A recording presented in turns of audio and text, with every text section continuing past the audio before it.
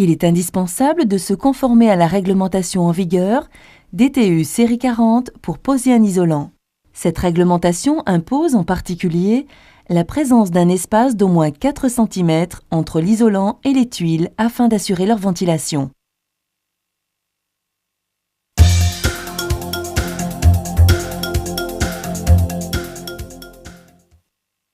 Les pièces de bois situées dans le sens de la longueur, parallèlement au sol, sont appelées pannes. La panne supérieure qui réunit les deux pans de la toiture est appelée panne faîtière. Celle du bas qui suit le soubassement est appelée panne sablière. Entre les deux, on trouve généralement une ou deux pannes intermédiaires, parfois plus sur les toitures de grande surface.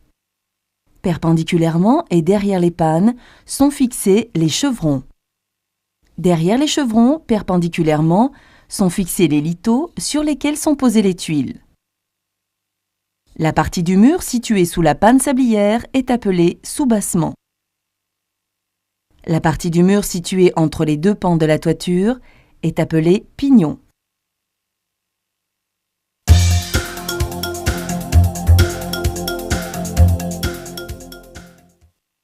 Pour être efficace, l'isolant mince doit être tendu entre deux lames d'air. Il doit être posé de manière parfaitement étanche à l'air et à l'eau de ruissellement accidentelle. Au cours de votre montage, il ne faudra donc laisser place à aucun passage d'air, ni par les bordures, ni par les joints.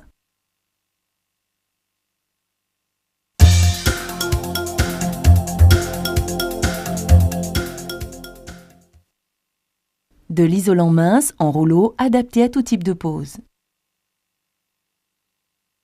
Un cutter spécial isolant mince ou à défaut une bonne paire de ciseaux. De l'adhésif spécial pour isolant mince. Des vis à glos. Une visseuse ou un jeu de tournevis. Un mètre-ruban et un crayon. Des suspentes et des rails de fixation pour plaques de plâtre. Un cordeau ou une ficelle de la longueur intérieure de la toiture. Des chevilles. Des tasseaux. Une agrafeuse à main ou électrique. Et des agrafes plates de 14 mm au moins, 16 mm au mieux.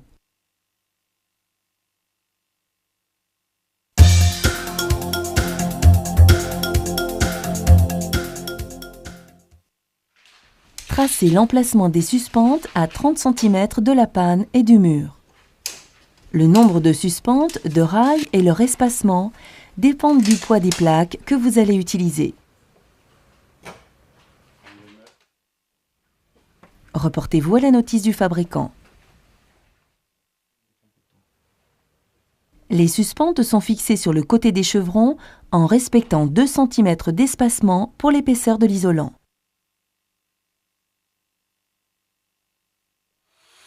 Placez la première suspente sur le premier chevron. Vissez-la à l'aide de vis à glos. Il est totalement déconseillé de clouer quoi que ce soit sous un toit, les coups de marteau déplaçant les tuiles. Posez maintenant la dernière suspente à l'autre extrémité du toit en reportant exactement les distances mesurées précédemment. Tendez un cordeau entre les deux suspentes. Fixez l'ensemble des suspentes intermédiaires en les alignant sur le cordeau. Réalisez la même opération pour toutes les rangées des suspentes nécessaires.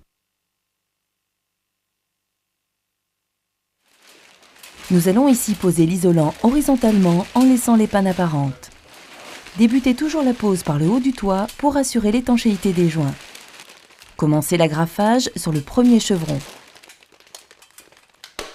Prévoyez un retour vers vous de 5 cm contre la panne faîtière et 2 cm contre le mur. Tout passage d'air doit être bloqué. Agrafez l'isolant sous les chevrons et contre la poutre faîtière. Agrafez tous les 5 cm. Lorsque vous arrivez sur une suspente, Appuyez fermement l'isolant contre la suspente jusqu'à voir se dessiner la tête de la suspente. Entaillez nettement l'isolant au cutter sur toute son épaisseur. L'entaille doit être légèrement supérieure à la largeur de la suspente.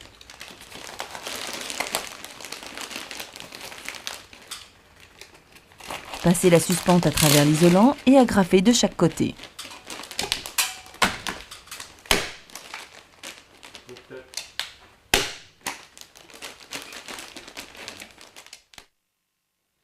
Si la longueur du toit est supérieure à celle du rouleau, réalisez un recouvrement d'au moins 5 cm au raccord. Pour couper l'isolant, il est conseillé d'utiliser le cutter spécial ou une grosse paire de ciseaux. Toutes les couches du produit doivent être coupées en même temps et perpendiculairement. L'isolant étant armé, le cutter utilisé doit être puissant. Couvrez ainsi l'ensemble des espaces entre les pannes.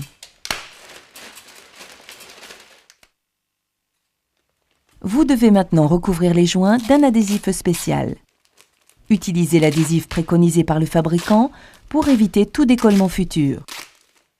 Recouvrez les joints en appuyant modérément l'adhésif. L'adhésif est repositionnable au début, puis devient indécollable. Ne placez l'adhésif que sur les faces apparentes, vers vous. Placez les morceaux d'adhésif autour de chaque suspente.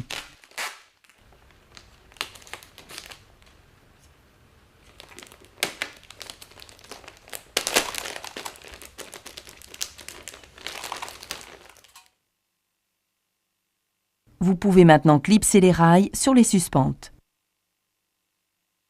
Vous pouvez maintenant visser les plaques de plâtre sur les rails.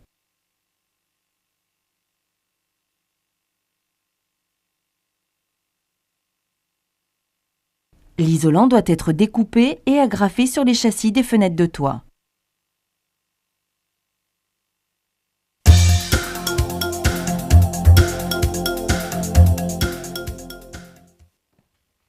La pose en vue d'une finition lambris ne diffère de la précédente que par le remplacement des suspentes par des tasseaux.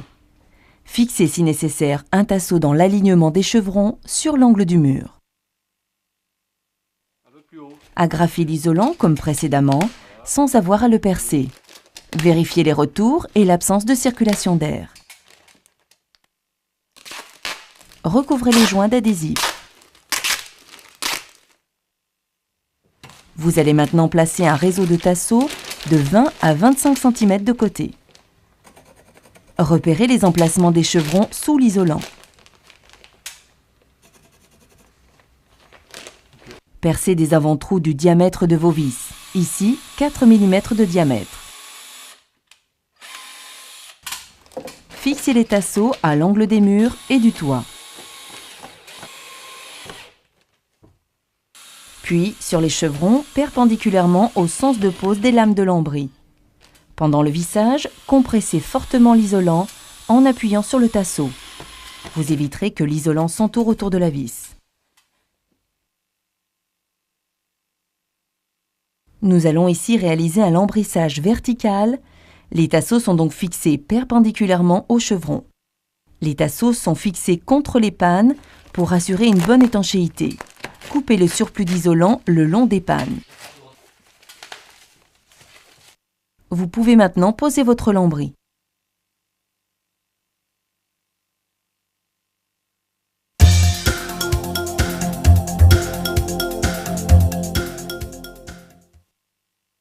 Là encore, deux systèmes de pose sont possibles. Le choix doit s'effectuer en fonction de l'isolant utilisé. La technique du collage ne pouvant s'effectuer qu'avec un isolant muni d'une grille de fixation. Pour la pose sur tasseau, vous devez fixer un premier encadrement contre votre mur. Puis tendez l'isolant sur cet encadrement.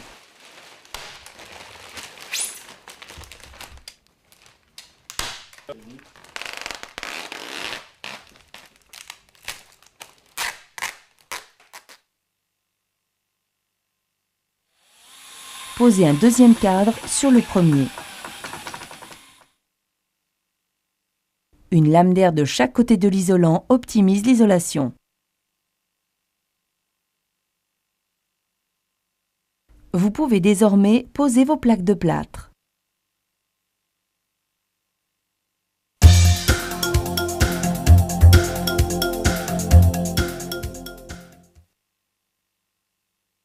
Utilisez du mortier adhésif classique. Suivez rigoureusement les indications de la notice pour réaliser le mélange. Couvrez le mur de plots de colle de 2 à 3 cm d'épaisseur. Couvrez l'ensemble de la surface, sauf si celle-ci est très importante, car la colle risquerait de sécher avant que vous ayez terminé le travail. Déroulez l'isolant. Plaquez l'isolant contre le mur en appuyant fermement de la main sur chaque plot de colle. La colle et la grille d'accrochage de l'isolant doivent se fondre. N'écrasez pas complètement la colle, réduisez son épaisseur de quelques millimètres seulement. Une couche d'air doit subsister entre l'isolant et le mur, là où il n'y a pas de colle. Découpez l'isolant autour des fenêtres en prévoyant en retour jusqu'à l'huisserie. Couvrez toute la surface du mur. Recouvrez les joints d'adhésif. Vous pouvez maintenant monter un doublage en plaque de plâtre, briquette ou béton cellulaire devant l'isolant, toujours en laissant une lame d'air entre l'habillage et l'isolant.